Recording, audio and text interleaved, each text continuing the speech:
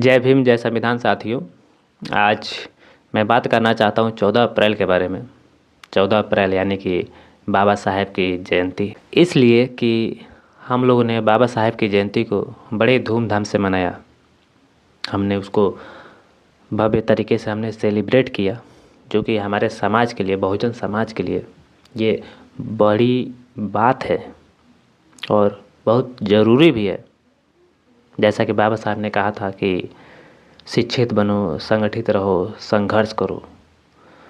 तो इन 3 चीज़ों में कम से कम अच्छी बात ये है कि हम लोग संगठित तो हो रहे हैं, लेकिन अभी भी शिक्षा और संघर्ष कहीं ना कहीं हम लोग के पहुंच से दूर है। और इन दोनों चीज़ों को, शिक्षा और संघर्ष को, हमें इसकी पूर्ति करने के लिए, इसको अपने व्यक्तिगत जीवन में ढालने के लिए हमें बहुत ज़रूरी है कि बाबा साहेब के मंशे को हम लोग समझ पाएँ,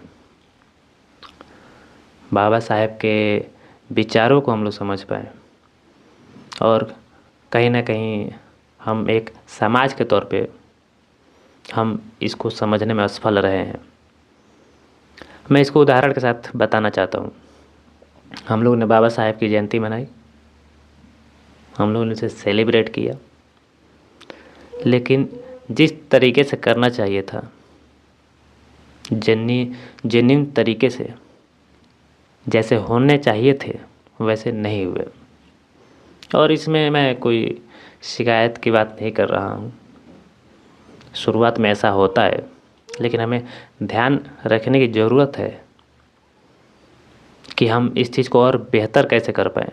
और ये सब बातें मैं इसलिए कह रहा हूँ कि अगर हम सिर्फ बाबा साहेब की तिथियों को, हमारे समाज के जो महान विचारक रहे हैं, अगर सिर्फ उन्हें मनाने तक रह जाए तो कोई फ़ायदा नहीं है ये सब चीज़ें करने की। जब तक हमारे महापुरुषों के विचार हमारे अंदर ना आ जाए,